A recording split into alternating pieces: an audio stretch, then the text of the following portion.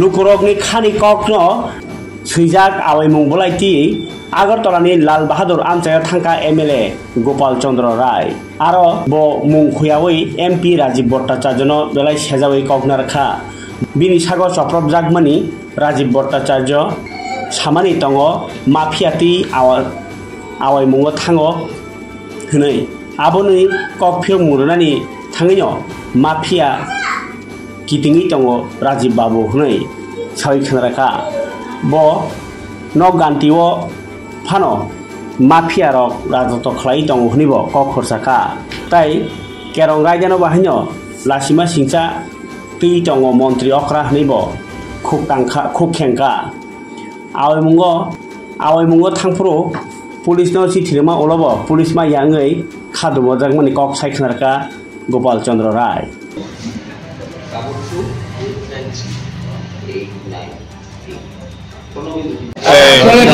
Leaflet নিয়ে AICC এবং PCC leaflet নিয়ে আজকে ডোর টু ডোরে আমরা 21 নম্বর ওয়ার্ডে আমরা আজকে আমরা পরিক্রমা করছি, লিফলেট দিচ্ছি।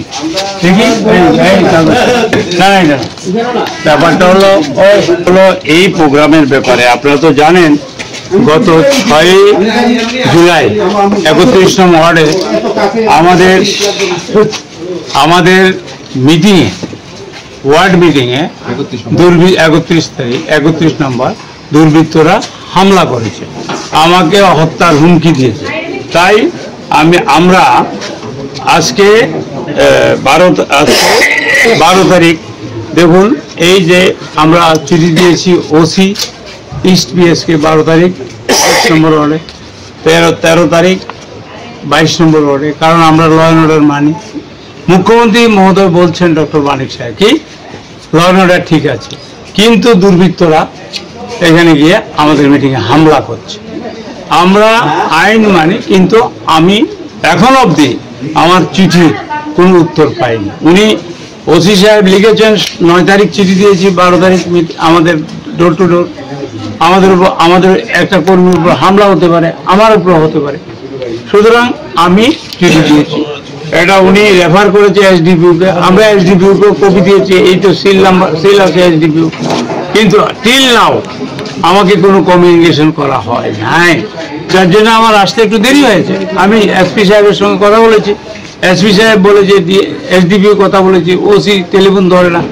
লাস্টে এসপি সাহেব বললো ঠিক আছে আমাদের এডুকেট ফোর্স নেই, মানে পর্যাপ্ত ফোর্স নেই। ফোর্স থাকবে কি করে, 7-8 হাজার মানে আপনার পুলিশ ভ্যাকেন্ট তাদের নিয়োগ করা হচ্ছে না। সুতরাং আমরা যে বিরাট ফোর্স নেই বলেছি।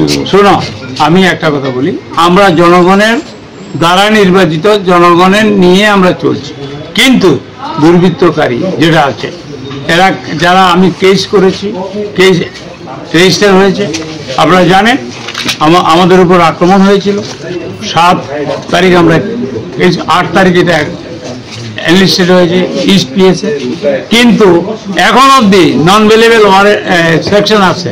আমি 9টা সেকশন দিয়েছিলাম, 5টা সেকশন তারা লিখেছে, কিন্তু এখন অবধি একজনকেও তারা অ্যারেস্ট করেনি বা কোর্টে সমর্পণ করেনি।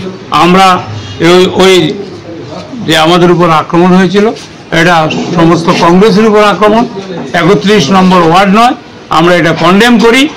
এখানে প্রশান্তবাবু আছেন, আমাদের জেনারেল সেক্রেটারি, আমাদের ওয়ার্ড প্রেসিডেন্ট, ওয়ার্কিং প্রেসিডেন্ট আছে, ওয়ার্ড প্রেসিডেন্টরা আছে।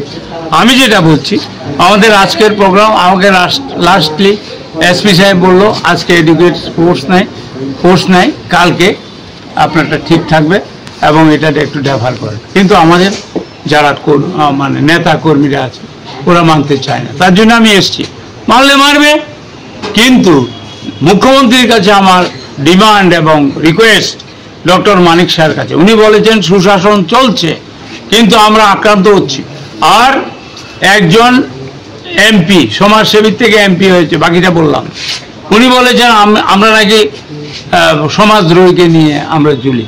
দেখুন তো এখানে কে প্রশান্ত সেন চৌধুরী কি সমাজদ্রোহী, প্রণব চৌধুরী কি সমাজদ্রোহী, এখানে অঞ্জন বাবু ওই অঞ্জন, তারপর আমরা কি সমাজদ্রোহী, প্রশান্ত কি সমাজদ্রোহী? আমি আপনাকে বলছি এই সমাজদ্রোহীরা একজন এমপির সঙ্গে ডাইরেক্ট জড়িত, উঠতে বসতে। It is done by some defeated বিজেপির একজন নেতা, আমি নাম বলছি না, 23-এ ডিফিট খেয়ে পাগল হয়ে গেছে, এখন বলছে আমরা সমাজদ্রোহীকে নিয়ে চলছি। আরে যে বলছে সেই তো 1 নম্বর সমাজদ্রোহী। আমরা আন্দোলন চালিয়ে যাব, সারা ত্রিপুরা রাজ্যে কংগ্রেস ছিল, আছে এবং থাকবে। আমি আপনি একটা বলেন, প্রতিবাদী কলমে যখন আক্রমণ হয়েছিল তখন এই সমাজদের হাতে আগুনের বোঁদা ছিল, ও আগুন লাগিয়েছে। যে এখন বড় বড় কথা বলছে নেতা, উনি নাকি নেতা হলে নত হতে হয়, উনি বলছে আমরা সমাজদ্রোহী, কিন্তু উনি আগুন লাগিয়েছে এইতে প্রতিবাদী কলমে। বনমালীপুরের লোককে আমি বলবো, এই সবাই বলছে কি সমাজদ্রোহী, তার মানে he is insulting the people of Banamalipur. গণদেবতাদের উনি অপমান করছে, এটার প্রতিবাদ করছি। এবং ওনাকে আমি বলছি, আপনি মুখ্যমন্ত্রী যেটা বলেছে আইনের শাসন, সেটা বজায় রাখার জন্য চেষ্টা করুন। আমি যাদের বিরুদ্ধে কেস করেছি নাম দিয়ে অনেকে চিনি, সব ওনার কিচেন মেম্বার, ওনার সঙ্গে ওঠে বসে, সুতরাং ওদেরকে চিহ্নিত করুন। আপনার সঙ্গেই সব সমাজদ্রোহী চলছে, আমাদের মিটিংয়ে আক্রমণ করেছে, কংগ্রেস রাজ্যব্যাপী আন্দোলন করে। স্মার্ট মিটার শুনুন, আমরা পড়ছি, এটা সরকার এখন তো আপনি দেখেছেন একজন মন্ত্রী বলেছেন, আমি বলবো না, উনি আমাদের সঙ্গেই ছিলেন একজন, বিদ্যুতের দাম বাড়বে, আমি ভিডিওতে দেখি। কিন্তু ব্যাপার স্মার্ট মিটার হলে সবাই কি সেটার কস্টিং নিতে পারবে? স্মার্ট পকেট কাটার, স্মার্ট পকেট মানে সবার পকেট কাটা।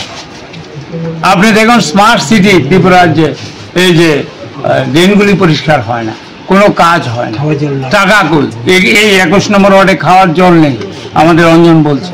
স্মার্ট সিটি মানে স্মার্টলি আপনার পকেট কাটা।